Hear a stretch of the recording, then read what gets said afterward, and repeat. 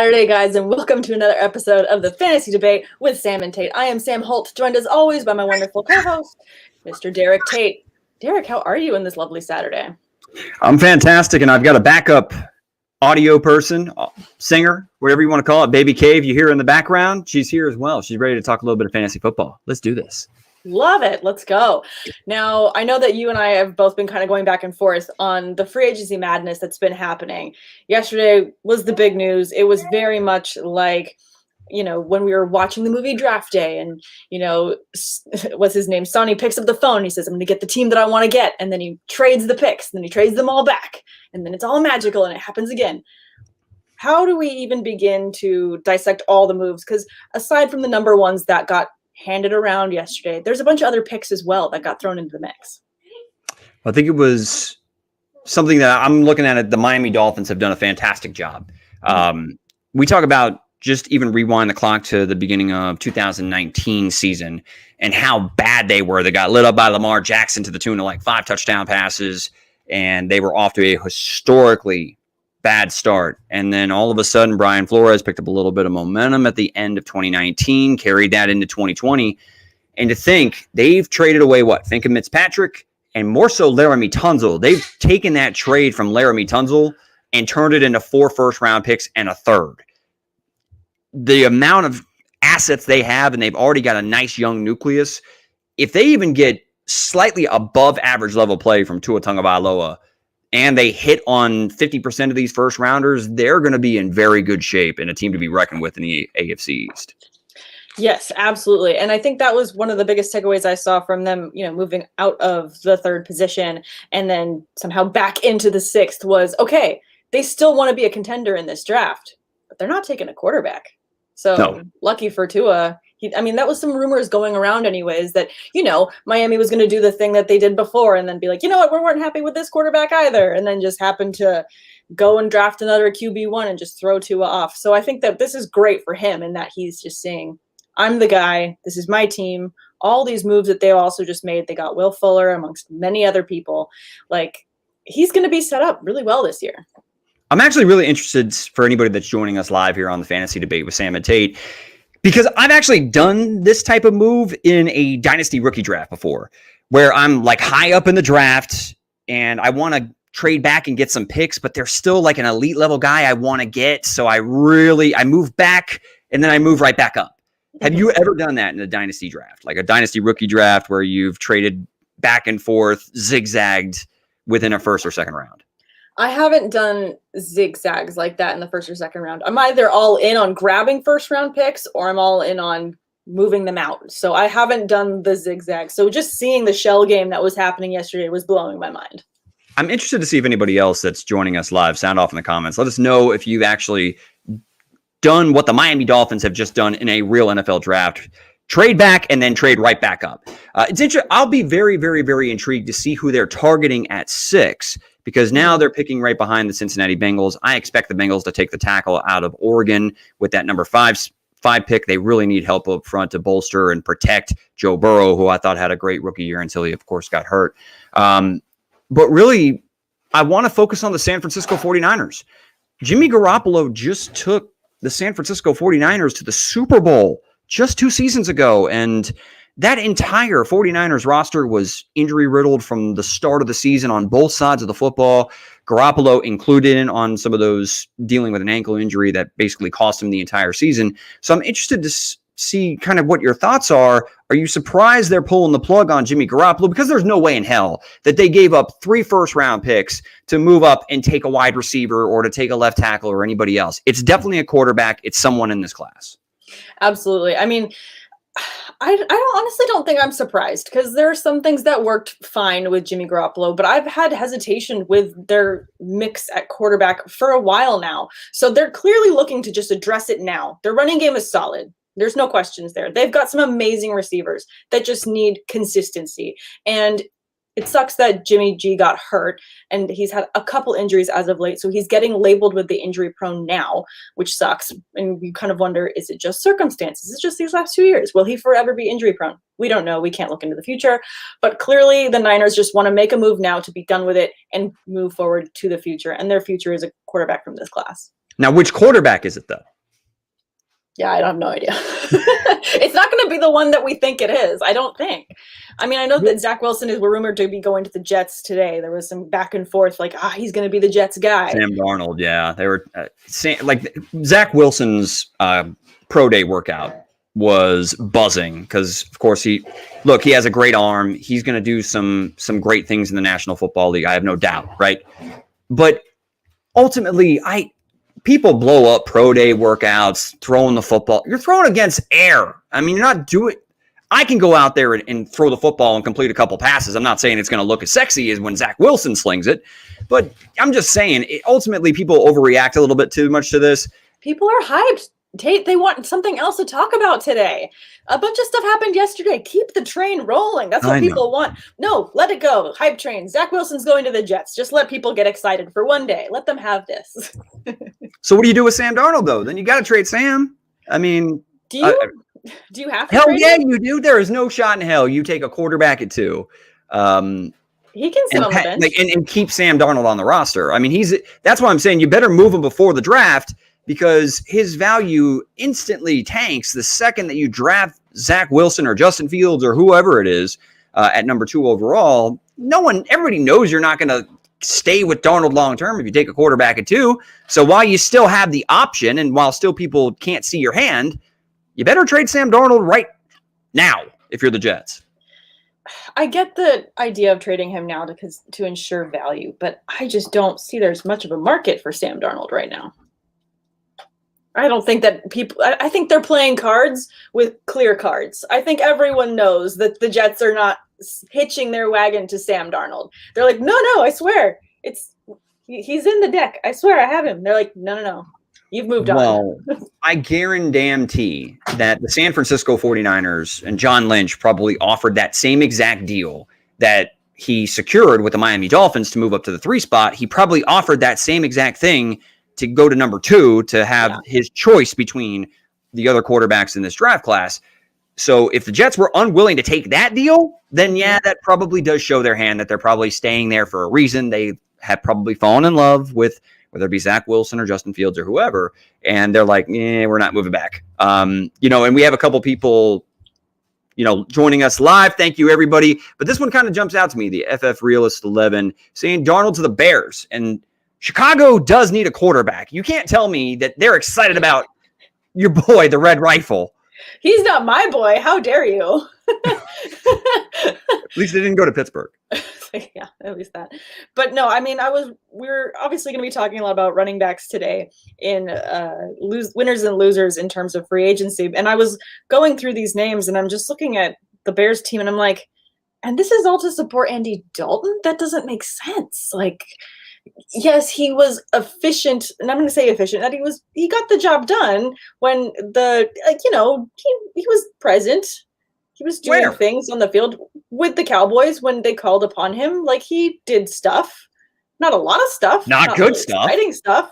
He could do things. Yes, he turned in an assignment, but he got a D on it. Like, it looks terrible. It's it's a horrible grade. His grade point average. I'm trying not to be too disparaging to Andy Dalton because I feel like he's gotten the short straw in so many ways from so many teams. I'm trying to not. He doesn't need me picking on him. That's all. All of Twitter, all of Chicago Twitter is picking on him. I mean, imagine signing somewhere, right, and being announced that, hey, we're bringing Sam Holt on, and then all of Twitter the entire fan base surrounding wherever you went, just collectively, they wouldn't do that to you. They would do it to me. They would do it to me.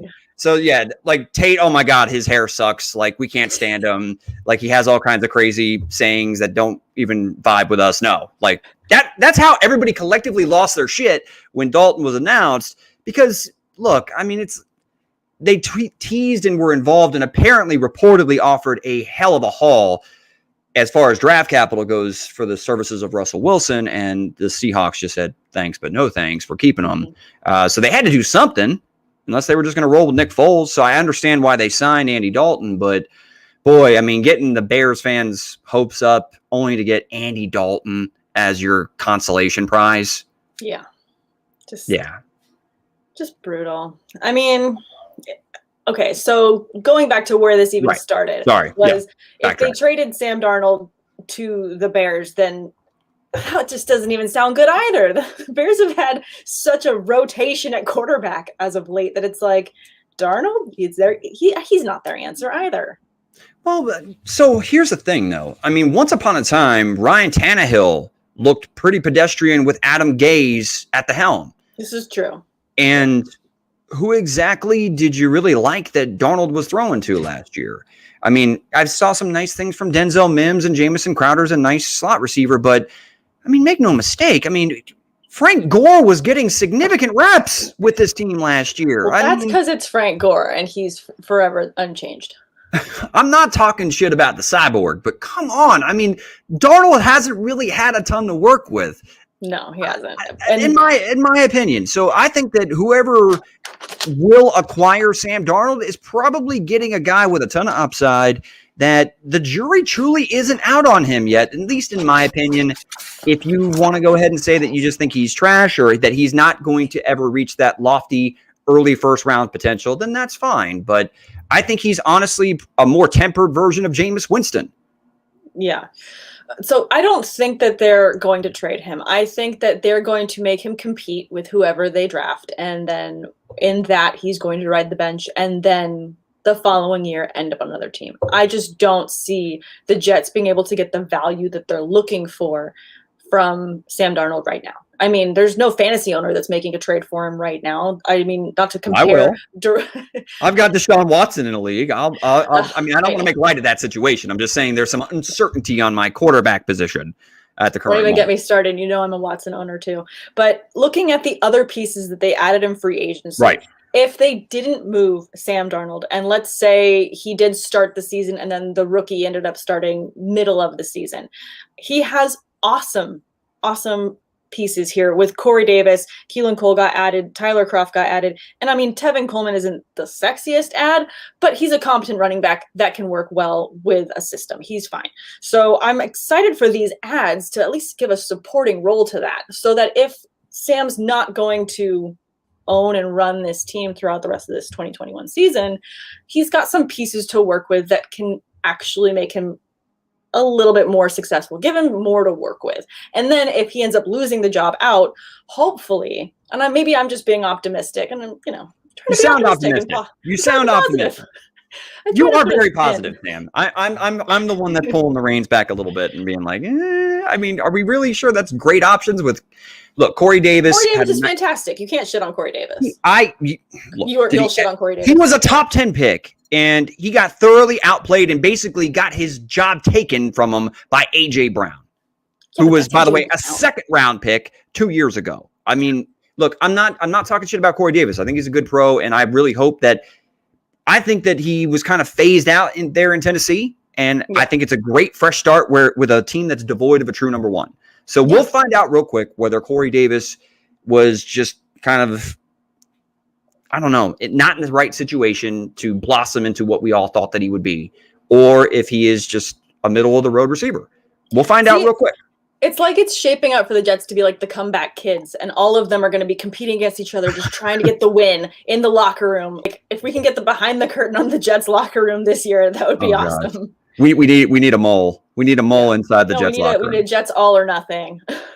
If we got a ton of folks joining us live though. Sam, you've been going all day. You're like a marathon runner today. This is crazy. Yeah, thanks. I see you, Alex, jumping in there. Appreciate you guys. If you caught my earlier podcast, I had 2 one-on-one with episodes today. One with the awesome Casey Kasem and another with Sarah Marshall. We talked a lot of free agency, a lot of the fantasy industry and getting into the NFL space. And it was a lot of fun. They're amazing women and they do awesome things. Appreciate you guys. Will Jenkins, thank you so much. So, just the third podcast of the day. No big deal. So I do want to talk about, no big deal at all. You're a beast, Sam. But we got Alex who said he traded the 2022.4 rookie pick for Daniel Jones last offseason, then traded him for Amari, realized Jones was not going to get it done. Mm-hmm. Still a lot to be seen. Giants did add Kenny Golladay, which, we can talk about probably in the future offseason episode that focuses strictly on wide receivers. But when it comes to the New York Giants, I mean, that's maybe another team that could be interested in a quarterback, but it seems like they're going to commit to Daniel Jones for another year. But I do want to get into running backs, free agent spots, biggest winners, biggest losers of their fantasy value outlook heading into the 2021 NFL season. We've had a lot of big names, or the big names that were free agents, stay home, stay where they were at. Yeah. Namely, Aaron Jones, Chris Carson, and even Leonard Fournette with the Tampa Bay Buccaneers. So, I mean, I can't wait to talk to you about that. I know that we had Philip Lindsey and a couple other players, a couple other running backs move around, but I'm interested to see who is at the top of your list as far as the players that were free agents, whose situation, even if it was a player that was in free agency or one that was significantly impacted in a positive manner, who was a running back that saw their stock go up during this offseason so far? That saw their stock go up significantly. Well, I know that we're going to cover a lot, so I'm not going to go with the top of my list. I'm just going to start off with the top in my heart, and that's Aaron Jones. I think that he was a winner in them moving on from Williams. And yes, A.J. Dillon is still there. He's there. But the 1-2 punch of running back there has been that way in Green Bay for quite some time. So I'm very grateful that Aaron Jones re-signed. He's got his money. We're going to still keep going. The dynasty owner in me that owns a lot of Aaron Jones is very happy that his situation did not change. I panicked because I was all but certain that Aaron Jones was not coming back. So if he wasn't a Green Bay Packer, I was kind of like, oh shit, I might as well take this opportunity in a league that I'm not trying to, I don't think I can get over the top and win in. What can I get for him? And in one league, I got 2 future first-round picks. So that's good. I sold high with the uncertainty, but now, Aaron Jones has been a perennial top 10 fantasy back the last 2 seasons in this offense for Green Bay. And Aaron Rodgers, unless something changes drastically, is coming back and is going to be the reigning MVP heading into the 2021 season. So this offense is going to be fully loaded yet again. And Aaron Jones is, I think people are sleeping on him. I have him in my top 5 as far as a fantasy back. No, I love that. I agree with you. I'm excited. I'm excited for people to continue to sleep on him, even as we get closer to draft season. Like, I want to see him fall to the second round with people that are just hyping other players. Give me all the late round Aaron Jones I can get. I'm very excited that he's going to stay in this system. I want consistency and something that I know is going to work. And Aaron Jones works. Aaron Jones does work. As far as we're taking a look around at other running backs that saw their situation improve, I think it's got to be J.K. Dobbins. I know that, Mark Ingram was phased out at the end of last year. As of right now, they have not brought anybody in what is a run-heavy scheme there in Baltimore that, they've led the league in rushing, or at least been top 5 in the last 2 years with Lamar Jackson under center. Yeah, for me, it's J.K. Dobbins that really saw his value for me jump up, because I thought he finished the year very, very, very strong. And the fact that they didn't bring anybody back. Actually, Jonathan Taylor was somebody that also crossed my mind, but the Colts actually re-signed Marlon Mack. So that's something that kind of, I think, sneaky under the radar, even though Taylor's a beast, has me makes me raise an eyebrow just a little bit. No, I agree. That one makes me raise an eyebrow as well. But I also do love that J.K. Dobbins is, slotted in there at the number 1 with Ingram out. And on the opposite end, Ingram goes to Houston, which now Houston seems to have a plethora of running backs. And I think they kind of fall for me in the losers column when it comes to this position. Houston has a problem, to quote Apollo 13. They have a problem. They have too many options. A lot of problems. Options that are old too. I'm sorry. I don't want to be the one that's like harping on the age thing, because I feel like as every time they say a running back, oh, he's 33, he's so old. I'm like, I'm 33. That means I'm old. Like, it makes me sad. But I also don't run for a living for football. So very different. But yeah, now they've got David Johnson, Philip Lindsey, and Mark Ingram. Oh my God. That's too much. What do you do with all of those things? It's like eating too much dessert and you want to throw up. I mean, I just threw up a little bit in my mouth. Luckily, I turned the mic on mute, because it's ugly there in Houston. It's only going to get worse. Right now, there's a reason why they signed Tyrod Taylor. He's going to be I imagine he is going to be the starter. And whoever they bring in, who knows what the hell they bring in. That organization is just a complete hot mess. spearheaded by what's going on with Deshaun Watson. But yeah, I mean, Phillip Lindsay, who knows? I think Lindsay's the best of the bunch. That's my opinion, but yeah, you know, if anything, it could be a maybe three-headed nightmare. That's exactly what it's going to be in an unproductive offense. and Houston hasn't had the history of using their running backs at their full potential anyways. Mhm. So it's not even like you can say, okay, well, maybe this, if you put in your head, okay, well, Mark Ingram's, you know, he's older. He's probably just going to be there to give some relief once in a while. And then David Johnson hasn't been consistent. So maybe Lindsey could break out. You could make that argument. I could understand that argument completely. But Houston hasn't been using the running backs correctly to begin with. So how can you get excited about volume that hasn't been there in the past? No, I don't. I just You won't. I refuse to. I'm not going to get excited about anything going on in Houston. I'm not. I would not be surprised if I don't have one share of any Houston player outside of Watson in my dynasty leagues in any league this upcoming year. So, Big loss. but as far as biggest losers though, I'll go ahead at the running back position. It's easily Josh Jacobs to me. Don't say it. To me, it is. I don't want to talk about it. I'm Look, upset. 2 years in a row. I mean, he's been productive, and the volume has been there, and he's had 2 solid fantasy seasons. So it's like, okay, well, why are you down on him? I mean, he hasn't had anybody like Kenyon Drake to compete with. And I know Drake disappointed everybody last year, me included. You at the top of the list. Me definitely included. I was very high on Kenyon Drake, but all that I was wrong on him. I mean, shit happens. Whatever. I mean, it happens. Fantasy football. But when I'm taking a look at Josh Jacobs and the Raiders offense, and Drake is by far the biggest rushing threat behind Josh Jacobs that he's ever had in his NFL career. And 2 years in a row, there have been nagging injuries for Josh Jacobs. And yes, his pass catching production went up a little bit from his rookie season to his sophomore year, but it's still nothing that's going to save you if he loses a significant amount of work to Kenyon Drake. So that's actually who scares me the most, as far as I was going to have him in my top 10, but now you bring in an option like Drake. It does bump him down to me around that 15 range. Yeah, and I'm trying to find the argument, because I'm trying to find the silver lining. You can tell I have a lot of Josh Jacobs as well. He is my ride or die, my cuddly bear. I love him very much.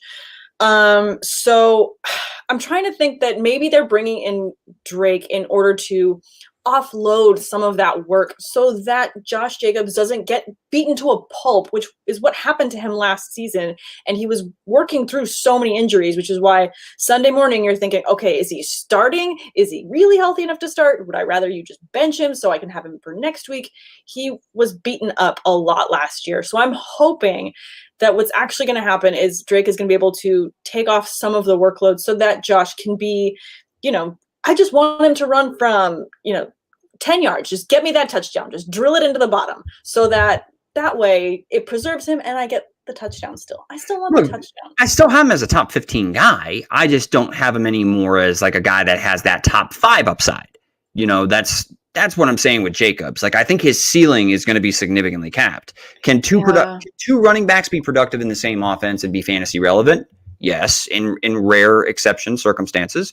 The Cleveland Browns come to mind last year with Hunt and Chubb, and then even towards the back half of last year, we even saw Gus Edwards and J.K. Dobbins, and even in some situations, Jonathan Taylor and Nyheim Hines. But rarely do you see two guys have significant top 20 upside, top 25. So I just think it just knocks Josh Jacobs down just a little bit. It moves him out of that late first round tier to me.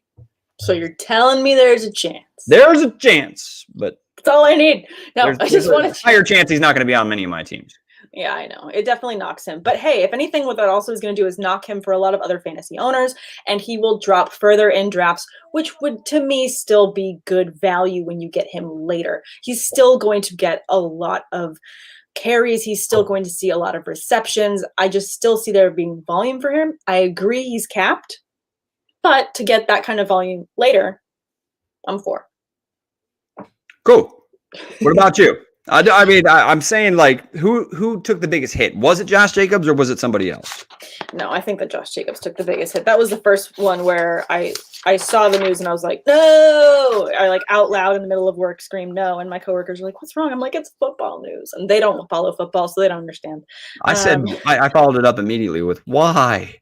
Why, God? Why? No, Why why? did you do this to me? Damn it! It's not fair. Actually, someone that I think is a loser in this. I'm really sorry for him, but the Bears signed Damian Williams, who sat out last season for the Chiefs. And prior to that, he was very successful, near MVP for them and that Super Bowl. So he's someone that is signed to work. So immediately you think David Montgomery is in a little bit of trouble. Well, get Tariq Cohen back. You bring in Damian Williams. Crowded now. This bus got crowded. I think personally, I think Damian Williams is more of a depth signing. It's not that he's not a competent pro and capable. I mean, obviously, we've seen that he's a capable veteran, can come in and be productive. But and in particular, familiar with that Kansas City Chiefs system, that was where Matt Nagy came from under Andy Reid. So yeah, it makes sense. He knows the system, can come in and spell when necessary. But I mean, Matt Nagy would be a fool, which he may be a fool. But he would be a fool to not use David Montgomery the way that he did last year, because Montgomery was fantastic. And personally, Damian Williams does not scare me. Tariq Cohen scares me a little bit more if he comes back fully healthy. Sure. I'm just saying this is kind of adding to the argument of this could eat into some of those carries for him. No, it could. I mean, obviously they're trying to add depth at that position. So anytime they add running back depth, the first thing that your mind goes is like, uh-oh, like, what are they doing? What are they doing to my potential running back? One, what does that mean for David Montgomery shit? Of course, that's where your mind goes first. But yeah, I'm not scared by David Williams. I worry about everything in free agency. Everything affects each other, all back and forth. We got this one from Chuck Dussel, who has a lot of questions about the Steelers' backfield and how it will look this season. I do too. I have no idea how our backfield is going to look this coming season. As of right now, I am just hoping that we draft a running back. So you're not happy if you roll into next year with the likes of Benny Snell and Anthony McFarland. You're not happy with that? I am no. I mean, I like them. I like them. They're fine. To put it kindly, no. To put it kindly, but no, I would like them to get a rookie. If Connor is a free agent, he hasn't re-signed. I don't know if talks are still continuing between him and the Steelers, or if they've completely ended and he is completely being shopped. But right now, it looks like we are not getting back James Conner, and I think we need to begin bringing in some youth into our team a little bit more. And at the running back position, I think it would be really smart for us to do that now. I just don't know what the market is for James Conner. Yeah, I don't know. Is there a market? Do they want him back? Like, I mean, I'm no offense to James Conner, but I'm just kind of curious. What happened? Number 4, Indiana upsets number 1, North Carolina State, to reach the Elite 8. Ooh. For the women's NCAA. Mm-hmm. Yep. Because I know that the Wolfpack men are not a 1 seed. So yeah, I was like, oh, the Lady Wolfpack are gone. Bye. That sucks. Oh, March Madness. Love it.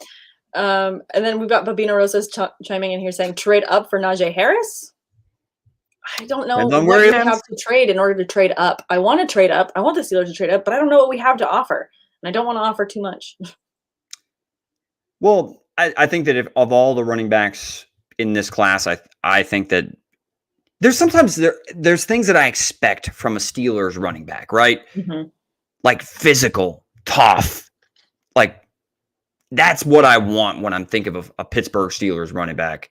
Yeah. Najee Harris has that in spades. So I think that would be a really good fit. It's just, are there other concerns that another needs to fill where you're going to have to take a guy of the talent of Najee Harris? We need a running back, so I'd say pay what we can pay and get a running back. I'm surprised you guys were able to get back Juju, to be honest with you. Yeah, I was surprised too, and we got him for, he took the less money on our deal. He had other offers on the table. Well, the other ones were probably multi-year deals. Look, the NFL just signed a new TV deal, and the cap is going to skyrocket in a season or two. So make no mistake, these guys that are signing 1-year deals, they're most of them are doing it on purpose. Okay. Well, that's something behind the curtain that, is eye-opening for me, but also good to know. It comes into play a little bit when playing Dynasty, like these, guys that are. That's why I traded away Aaron Jones and it didn't work out for me, so I got burned. Great. Yeah. Don't listen to me, actually. Other running back moves that are, I think, a bit smaller. I don't want to, be mean, but they're not as big. I mean, Malcolm Brown from the Rams went to the Dolphins, so he's there right behind Myles Gaskin. And I think this is a good move for Malcolm Brown. I think he had some really good moments with the Rams, and I'm excited to see him maybe be able to compete for that number 1 spot. I personally think it's just a depth signing. Again, it's no disparaging to Malcolm Brown. He had some nice moments with the LA Rams, but and certainly the Dolphins were not bashful about when Myles Gaskin got dinged up. We all thought that it was Matt Breida and Jordan Howard that was the flavor of the month heading into the NFL season, and then all of a sudden, Myles Gaskin was getting 10 to 15 touches to start the season, and we were like, who the hell is this guy? And now I think it's still Myles Gaskin's job to lose, unless they draft someone, which is possible because the Dolphins are loaded with draft capital. They're loaded with draft capital, and it seems like they're just pulling triggers everywhere and just excited to do stuff in the draft. I love it. As a guy that loves to trade, I personally respect the living hell out of what the Miami Dolphins are doing. They're just wheeling and dealing all over the place. They're like Sonny Weaver Jr. in draft day, and they're just like, I'm going to do whatever I want to do to make this team win. Can you coach this team? Yes. I'm going to watch that movie later. What's the fantasy trade that you made that you regret the most in Dynasty? I traded away Nick Chubb in the rookie draft. I don't remember what for, because when I made that trade, I was plastered out of my mind. Ooh, and it stood? There was a big issue with the trade because I wasn't cognizant of the trade. The next day, it was argued that it should be reversed. It was, but then I was kind of put in a weird position where... You felt compelled, right? Yeah, where I felt like I needed to die on the sword that I had, put there for myself. Like I shouldn't have gone to the rookie draft drunk out of my mind. I shouldn't have done that. You samurai'd yourself. Basically. I did. So that's what I ended up doing, because I was like, fine, you know what?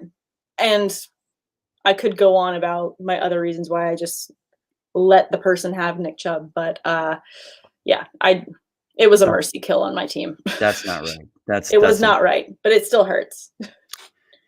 I won a championship and had the number 1 pick the next year. And it was the year that Zeke Elliott came out and got drafted by the Dallas Cowboys. Mm-hmm. And that was when Odell Beckham Jr. was tearing up the league. Okay. So I traded the 101, which ended up being Zeke, for Odell, and I also had to give up like a 3rd rounder or some shit. And I've regretted it ever since. Like, I could have had Zeke in a standard league instead of Odell, who has, the moment I traded for him, he hasn't been the same player. So that's why Odell has not been on like any of my teams ever since I traded for him. So is it your fault that Odell's not good anymore because you did that trade? Oh, don't put that on me. Don't put that on me, Sam. That's rude. Don't put that on me. Don't you put that evil on me. Don't do it. You are not paralyzed, Ricky Bobby. Let's talk really quickly about your Bucks and how Fournette re-signed.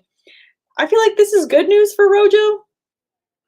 Like, they were working fine together anyways, and that Fournette wasn't really utilized a ton until late. So it really seemed like it was Rojo's backfield, even though when you look at the depth chart, he's listed as the number 2. It's just a hot mess. Don't try to. You guys won the Super Bowl. How dare you say that you're a hot mess? The fantasy situation is a hot mess. Hold on. Don't get that. Please don't get that tone. You need to take that flag down.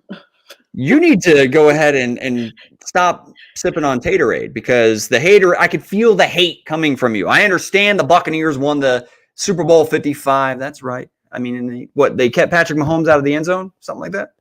I can go ahead and brag about it a little bit. Anyway, and we're bringing the band back together. Literally, the Tampa Bay Buccaneers have brought back all 22 starters, which is wild, considering that they had a handful of big name free agents that were hitting the market.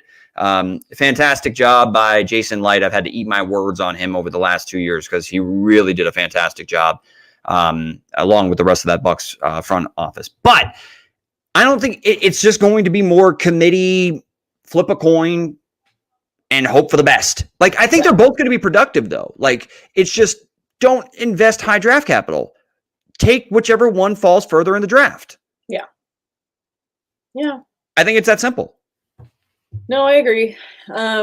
They can be very good late round value in fantasy terms. I think maybe just more from an NFL standpoint, I think that we're going to get more of the same that we did last year.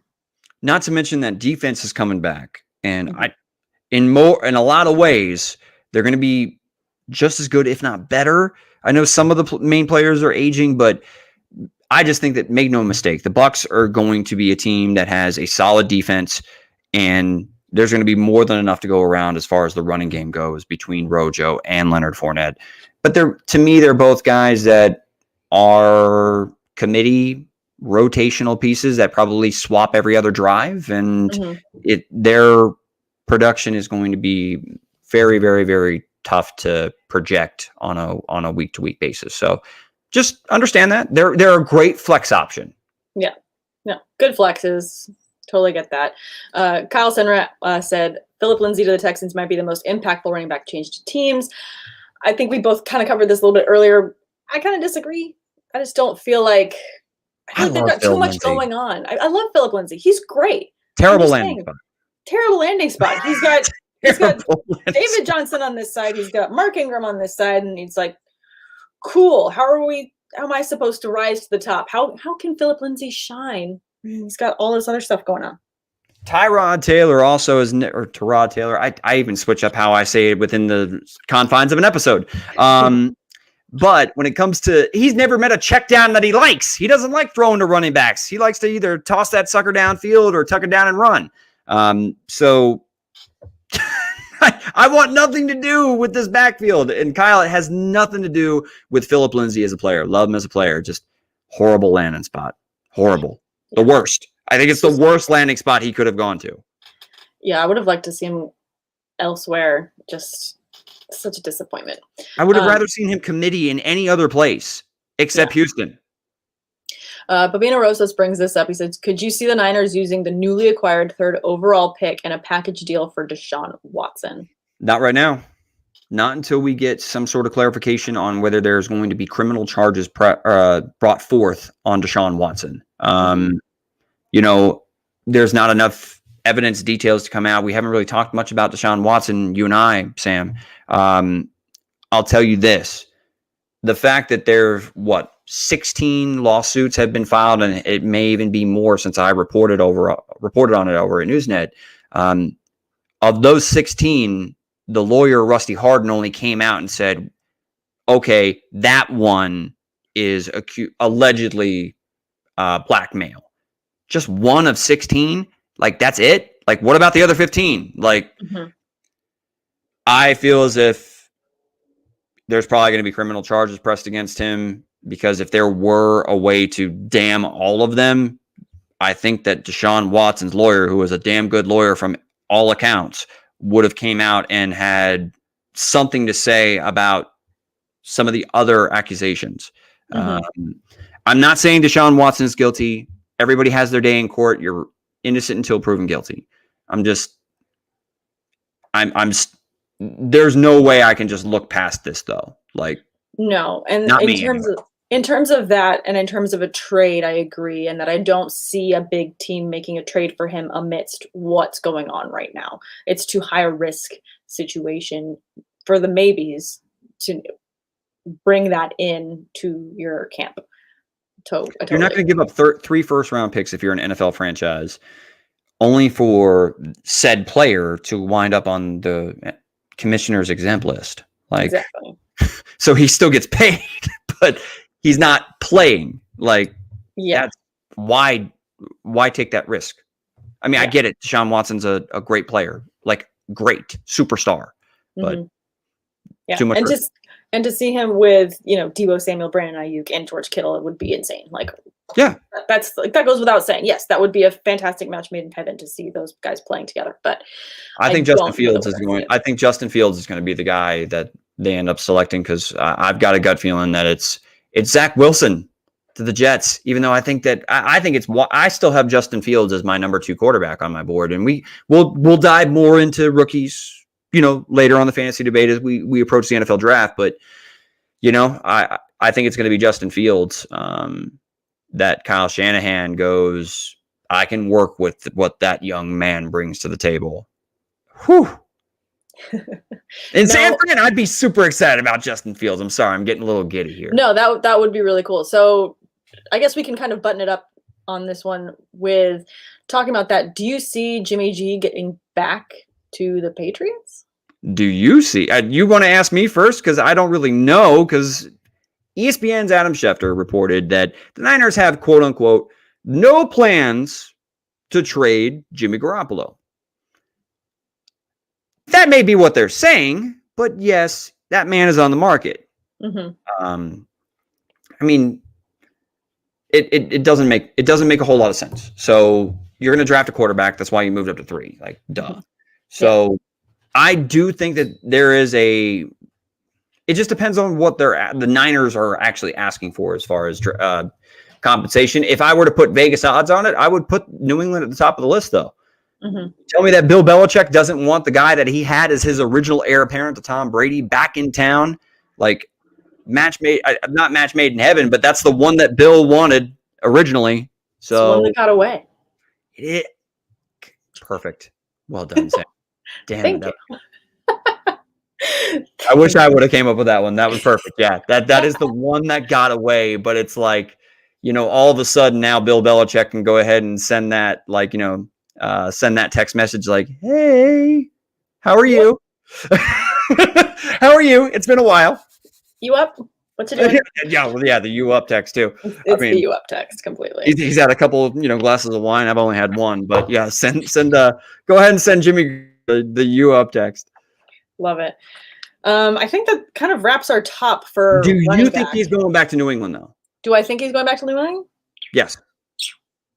No, because I don't see Bill as someone to go back on something in that way. Like, I think if he goes somewhere else, I don't think he goes to the Patriots. Okay. Maybe he ends up with the Browns, or not the Browns, the Bears. There's not a shortage of quarterbacks that can be had right now. It's just maybe Ryan Pace and Matt Nagy just don't like or don't believe giving up significant value to go get, Garoppolo or Sam Darnold. Who the hell knows what the hell is going on in Chicago? So I feel for Chicago. Yeah. Oh man, I feel bad for Bears fans every year, but I do too. I lived in Chicago. A lot of good people there, a lot of faithful fans, and boy, they can't find a quarterback. Sucks. You're just so happy that you have Tom Brady. I'm so lucky. So our franchise was we were probably subjected to another couple of years of Jameis Winston. That's probably what our future was if Tom Brady would have gone elsewhere. We would have re-signed Jameis, brought him back, had another year of, all kinds of turnovers.